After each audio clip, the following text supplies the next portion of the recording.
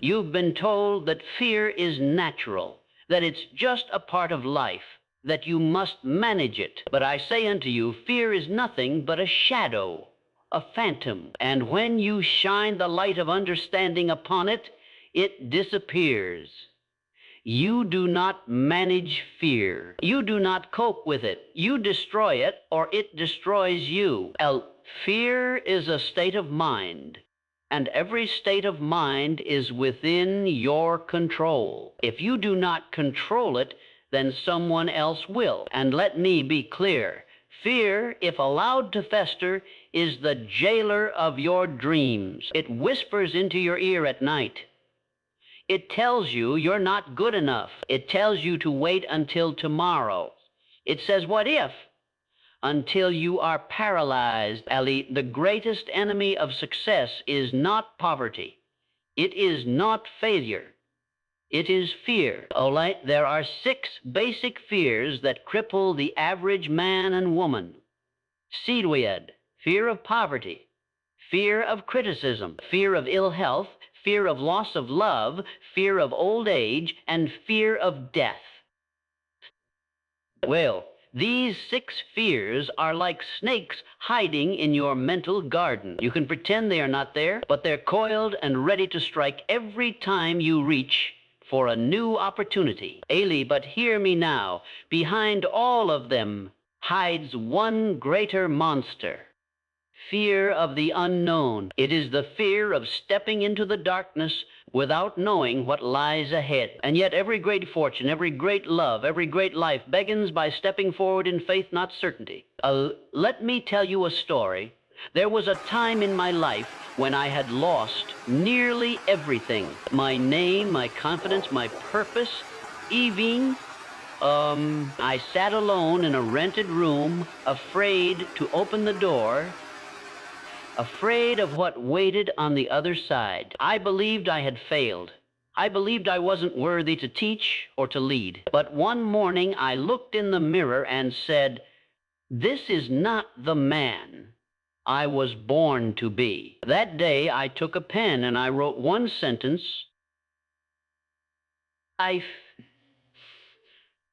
One sentence. One decision that would change my life forever. I will not negotiate with fear. You see, I had learned that the cure to fear is definiteness of purpose. Of purpose. Definiteness of purpose. As when you decide, truly decide, on a purpose so strong that it consumes your mind, fear loses its grip. It cannot survive in the presence of obsession, of mission, of burning desire. A man or woman with a definite purpose is unstoppable. They may feel fear, but they do not obey it. They use it as fuel. They look it in the face and walk through it. Oh, now I speak to you directly, not as a stranger, but as a fellow soldier in this fight. Oh, what is your fear? Name it, write it, drag it out into the daylight and expose it. Because what you can name, you can tame. Do not wait for courage to come. You will wait forever. You act first, then courage follows. You have the power to destroy fear forever, but you must choose it. You must decide that your future is worth more than your comfort, that your calling is louder than your excuses, that your time on this earth is too short to be governed by ghosts. Burn the ships behind you, step into the fire, and walk forward, because on the other side of fear, your destiny is waiting. You have heard it before, but perhaps you have not understood it deeply enough. Fear is a state of mind, and the mind, your mind, is the only thing on this earth over which you have complete, undeniable, and unchallengeable control. Daily pause and reflect on this truth. Let it shake you awake. Everything that you see around you, wealth, success, failure, poverty, war, peace, it all begins in the mind, and so does fear. It is not born in the world outside you. It is not in the dark alley, not in the empty bank account, not in the judgmental eye of others. Fear originates from within. It grows in silence. It feeds on uncertainty. But always, it is born in your thoughts. And what is a thought? A mere impulse of the brain. Nothing more, a seed, an invisible vibration that takes root only if you allow it. You would not water weeds in your garden. Why then would you allow thoughts of fear to take hold in your most sacred possession, your own mind? I have stood before men who were deemed powerful by the world. Politicians, bankers, titans of industry, and I have seen the same hidden tremble in their eye that I once saw dot in the mirror, the quiet but deadly fear of losing what they have, of being exposed, of being unloved, of failing. Power on the outside does not mean mastery within. Within, and let me be perfectly clear, mastery of your mind is the only true power. Ellie, when you allow your mind to dwell upon fear, it multiplies. It takes form. It becomes a self-fulfilling prophecy. You imagine rejection, and so you hesitate to act. You fear failure, and so you never begin. You fear poverty, and in focusing on it, you attract it. This is not mysticism. This is psychology. This is the very mechanism by which the subconscious mind governs our behavior. Although understand this law, whatever you plant in your mind, you will grow in your reality. Fear is a seed, so is faith. The mind does not care which one you plant, but it will grow whichever you choose to nurture. Ellie, you say, but fear is real, Mr. Hill.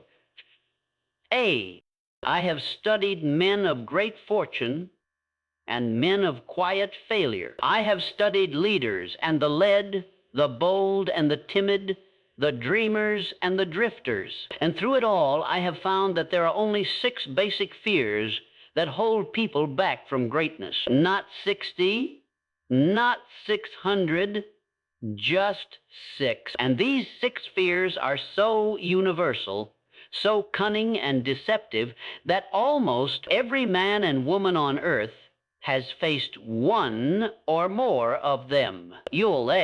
They are the invisible chains that bind human potential. And if you do not learn to recognize them, they will rule you in silence. The first is the fear of poverty. The first is the fear of poverty.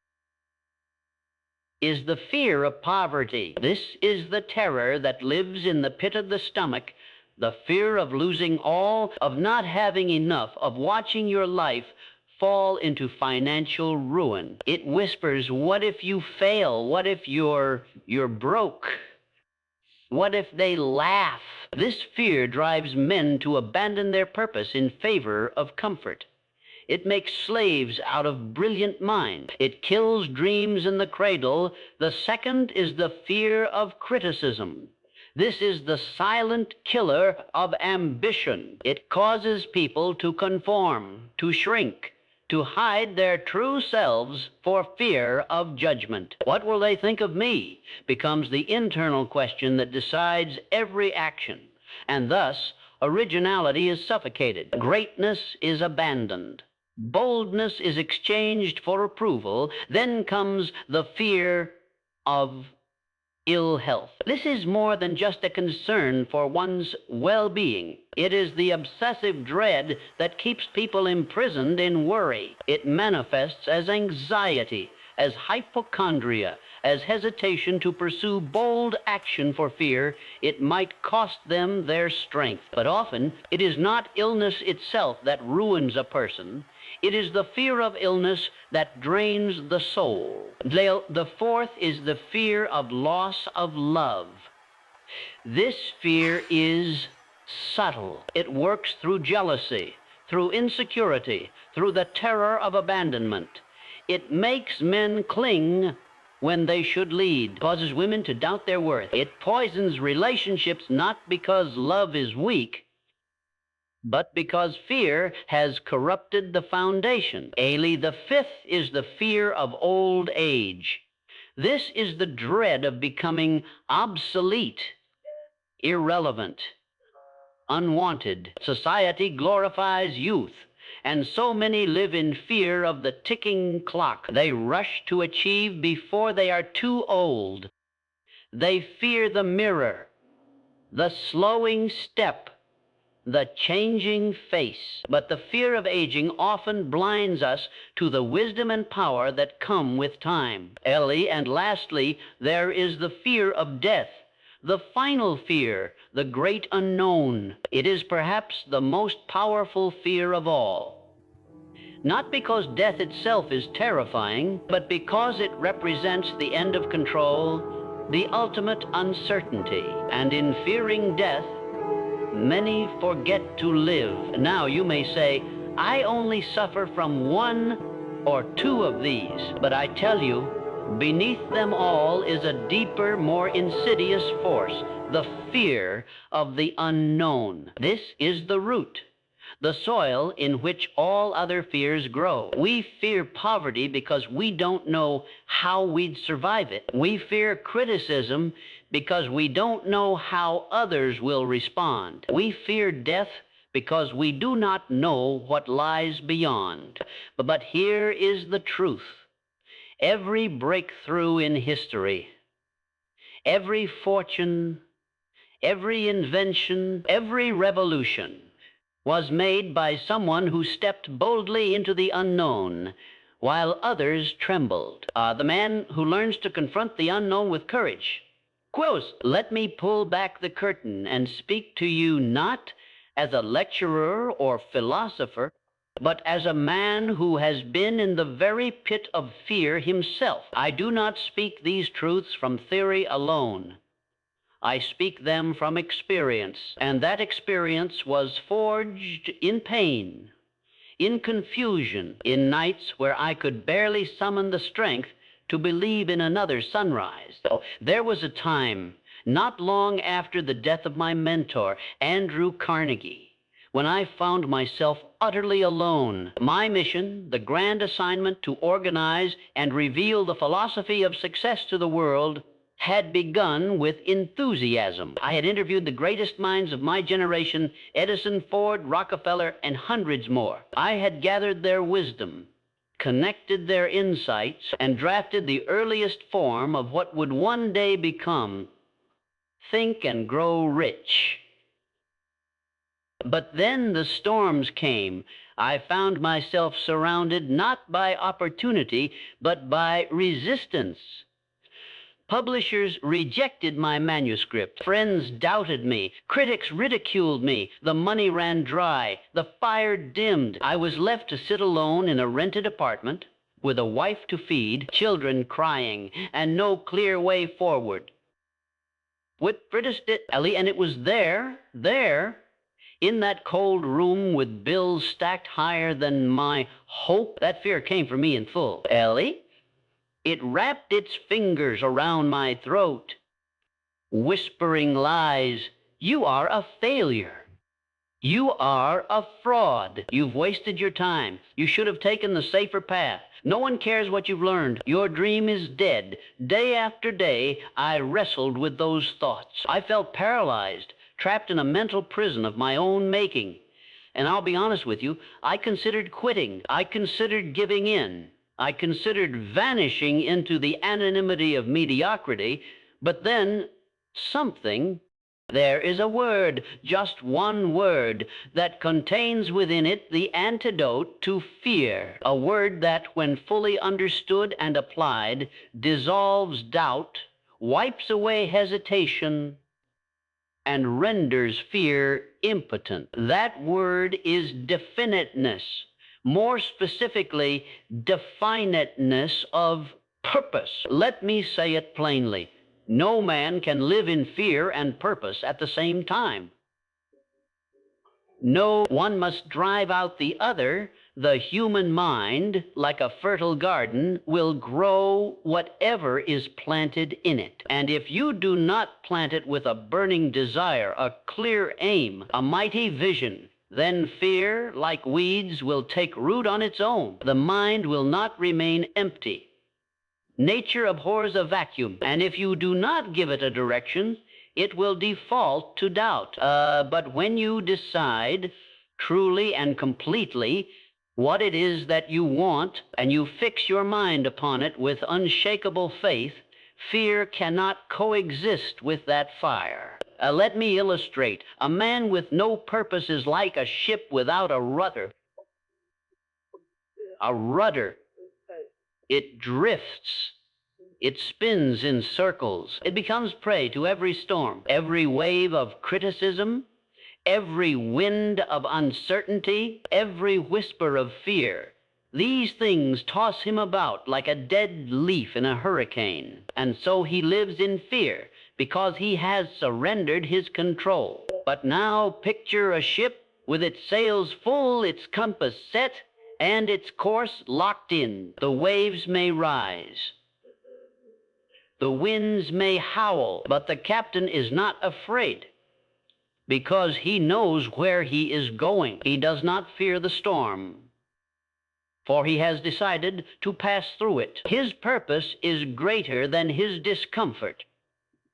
That is the power of a definite purpose. I have seen men rise from poverty to fortune, not by luck, not by privilege, but by decision. I have watched timid souls become lions because they stopped wondering and started deciding. They declared to themselves and to the world, "This is what I will do. This is who I will become, and nothing shall stop me." Purpose does not allow fear to live. West is Jewat flesh. Because fear thrives in uncertainty, and purpose brings clarity. Now understand. Definiteness of purpose is not simply having a goal. It is not a wish or a preference. It is an obsession. It is the burning white-hot desire that occupies your thoughts day and night. It is the thing you are willing to suffer for, sacrifice for, die for, if needed. Do it. When your desire becomes so definite that you can see it, when you close your eyes and feel it when you wake, you will act in ways fear cannot prevent. A fear to crossing prosturds. Your steps will be bold.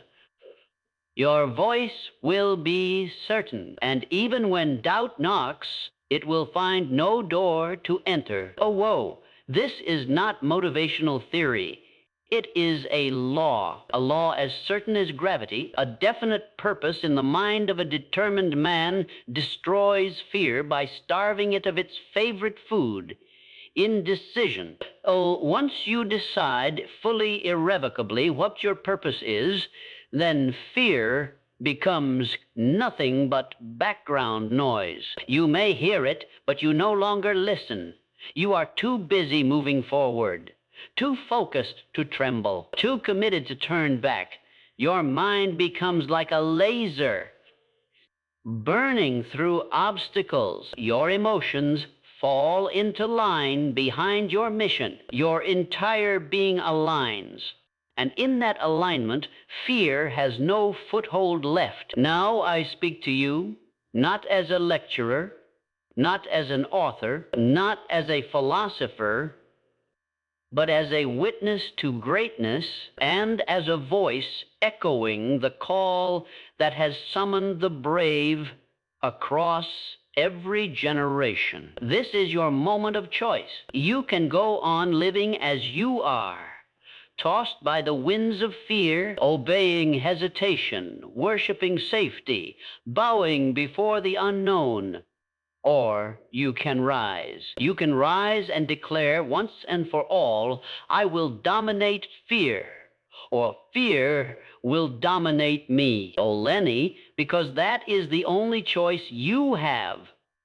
There is no third option. There is no neutral ground in the battlefield of the mind. You are either the master of your thoughts or their slave. You are either building your life on courage or hiding behind excuses. You are either in motion or you are frozen by the invisible grip of fear. Ellie, I ask you now as plainly as I can, when will you stop allowing fear to write your story? Elle? You've heard its voice for too long. You've obeyed its commands in silence. It told you to play small, and you listened. It told you to wait, and you did. It told you that others were better, more capable, more deserving, and you believed it. You let fear shrink your vision, dilute your voice, cancel your potential. But I tell you this, you were not born for that. You were born for greatness, and greatness is not given, it is seized. Choose is seized, and always it is claimed by the man or woman who is willing to confront fear face to face and say, move aside. I have work to do. You must make fear your servant, or it will make you its prisoner. And let me be clear, fear will not surrender politely. It will scream. It will beg. It will tempt. It'll disguise itself as real. It will show up as your friends, your family, your own logic whispering. Be careful. Don't risk it. Stay where it's safe, but understand this. Safety is the most dangerous prison ever built. So it kills more dreams than failure ever could. So, hey,